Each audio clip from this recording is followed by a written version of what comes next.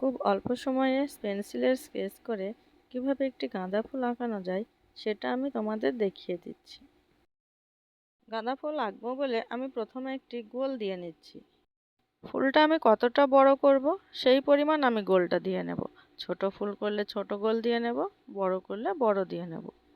আমি যেহেতু বড়টাই করছি তাই গোলটা আমি একটু বড়ই দিয়ে নিয়েছি।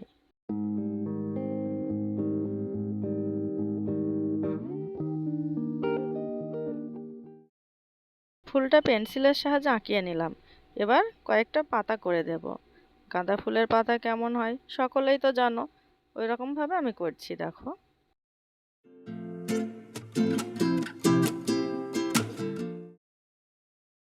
পাতা আঁকানো কমপ্লিট।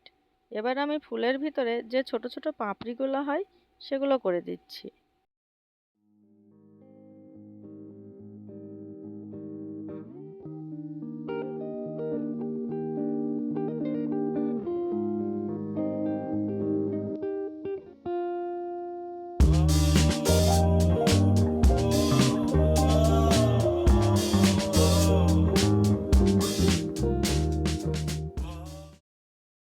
ফুলটা যেহেতু আমি স্কেচ দিয়ে করব, তাই আমি স্কেচগুলো করে নিচ্ছি।